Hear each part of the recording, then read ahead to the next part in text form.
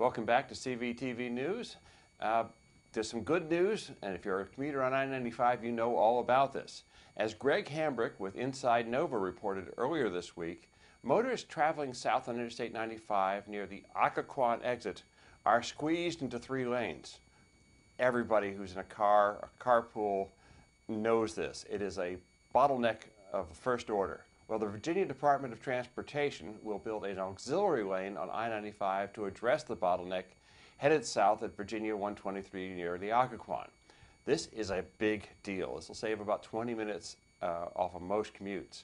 Governor Ralph Northam announced the deal for the new lane as one of several agreements signed with Transurban, the private sector partner that operates the I-95 express lanes.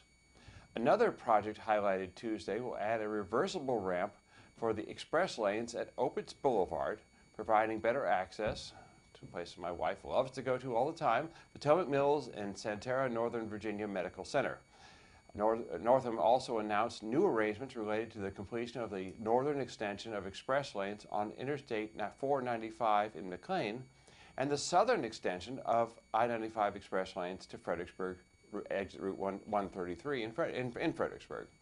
The bottleneck at the Occoquan exit has been a top priority for local officials, but any road improvement project in the main lanes of I-95 required a significant payment to Transurban for potential revenue losses that may occur as a result of building the additional lanes. Governor Ralph Northam said Transurban will not require a payment for the auxiliary lane, which is expected to run from Virginia 123 to the Prince William Parkway. In fact, the state plans to use payments from the deal with Transurban for the toll lane extensions in McLean and in Fredericksburg. This will help fund the auxiliary lane. Since taking office from day one, I have been fighting for families in the Prince William area, and traffic congestion has been one of the major frustrations for commuters. This said Senator Jeremy Pike, who is a Democrat representing the 29th District. Calling the bottleneck the worst traffic problem in the state, and I think he's got this one nailed, Senator Scott Surville, Democrat in the 36th District, who represents part of Stafford County, Virginia, said it has been a top priority in Prince William County for several years now. I am ecstatic that Governor Northam's administration and Transurban were able to negotiate a way to expedite construction for this critical improvement. Everybody wins in this deal, he said. Residents have been calling for a fix to the Occoquan exit for years. They've been calling it other things for years as well.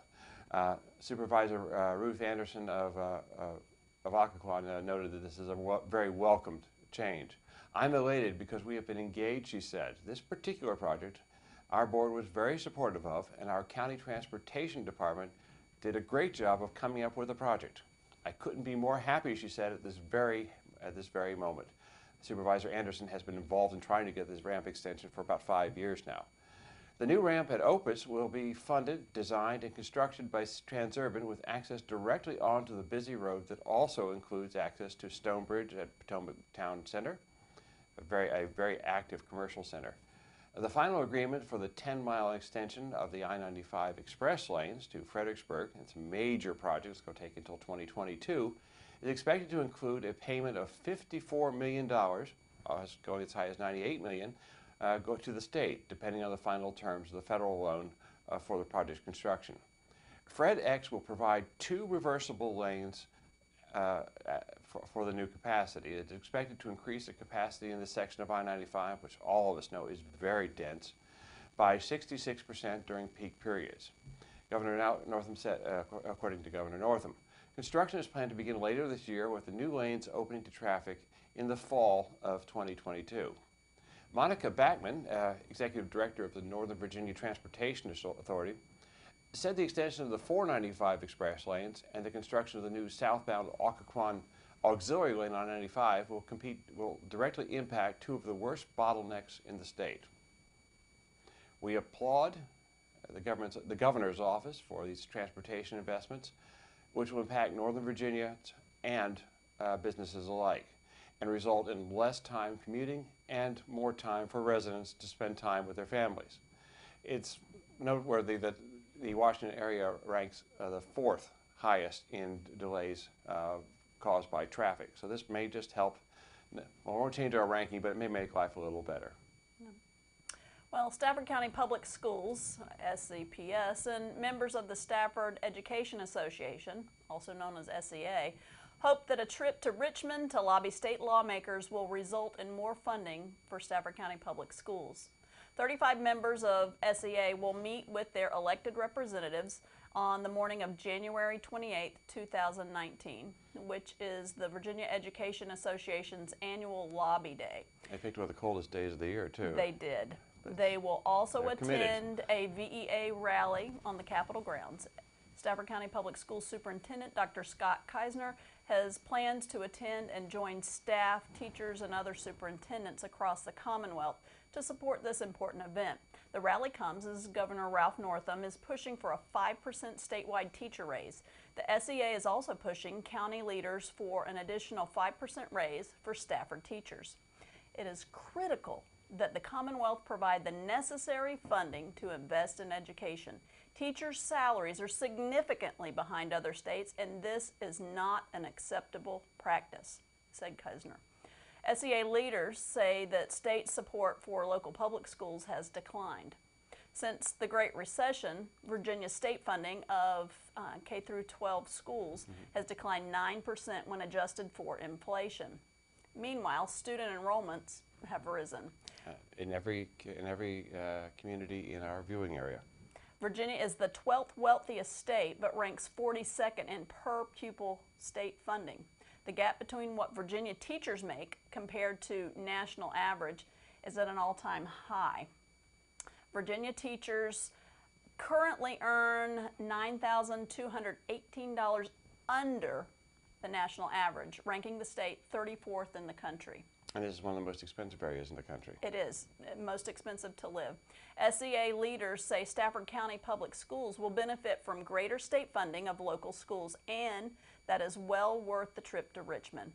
We need to send a very clear message that our schools, our students, our teachers, and support professionals are worth this investment, said SEA President Christian Peabody. It's time for the General Assembly to fund our future, because that's what our public schools are. They are our future. Now, I feel like applauding after that. Well, thank you. I want to applaud all of our teacher friends, and thank you for what they do every day. Well, now it's time for Kara Colucci with our weekend weather report. Kara? What about this cold, Kara?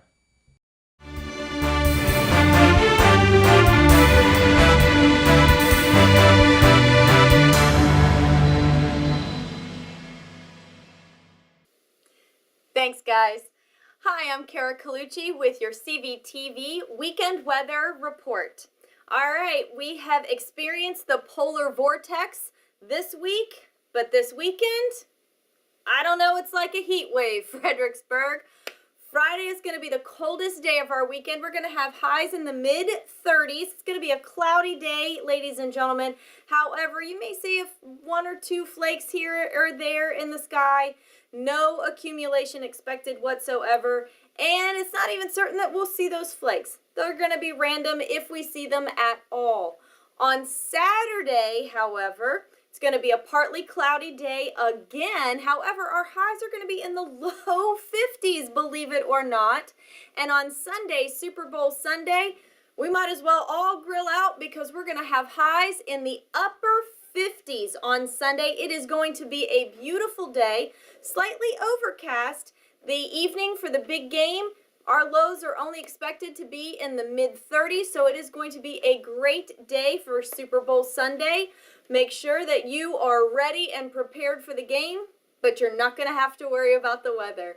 That is our weekend report for CVTV News. I'm Kara Colucci, and have a great weekend. Thanks, Kara.